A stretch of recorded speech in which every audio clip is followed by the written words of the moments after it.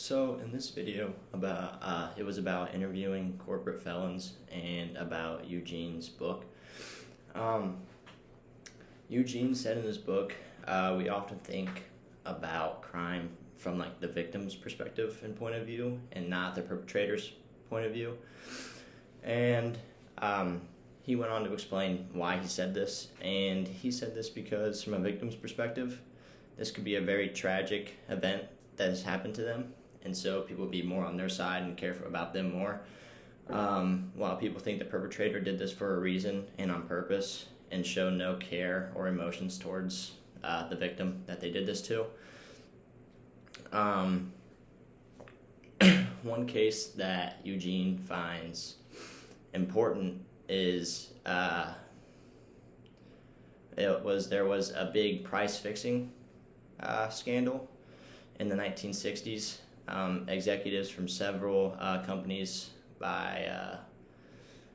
attorney were put in prison for a couple months, and the defense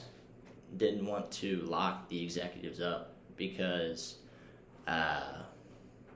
didn't want to put executives in a prison or lock them up in a place with pimps and prostitutes. And Eugene thought that was really funny, and I agree with that, because no matter what, I feel like if you commit a crime, you should be put in jail, no matter how high you are on like a business standard or like in the company. He then talks about how people should be punished, how people want to punish people who are doing things unethical, and I don't really agree with doing that, because just because something is unethical to me doesn't mean that it's always illegal. So I feel like that would be locking up or putting people in prison that don't really deserve to be put in prison. Then he goes on and talks about if you're caught, that we can make the sentence or the I just had a brain something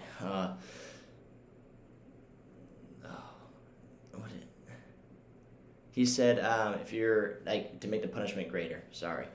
and I like this point because I think if the punishment is greater than what it's been in the past, then people who are committing these crimes won't want to do it anymore, or people who are thinking about it won't want to do it because they don't want to go to jail for long periods of time or worse. Eugene again said in his book, being surprised that many executives, that he is surprised that many executives don't express remorse for their actions and harm that they have caused. And he goes on to explain that he was surprised because these individuals don't care or feel for the people that they have harmed, because they don't see their actions being harmful. And to me, that surprised me as well, because I feel like just in like general, like say someone tells me to hold something and I drop it, or I'm supposed to go to a birthday party and I can't make it. I feel bad just because of that, because they asked me to hold that. They asked me, I was invited to the birthday party and I couldn't hold up my end, and say I drop it and break it, then I feel really bad and would like to replace what I dropped and broke. Or say that it's my cousin's birthday party and I don't see him that much, and I can't go. I'm going to feel really bad because that would be my chance to see them, and who knows how long. Then going on the video, it says, with white-collar crimes, in order to secure a successful prosecution, regulators would rather that it goes ahead and happens, so that way the case is easier for the prosecutors. And Eugene talks about it's a lot different in this point of view, because say it's like an act of terror or murder. You don't want to wait and see someone murder someone and then be like, oh, we got him. but in this in a white collar crime, you want to see and make sure that they are doing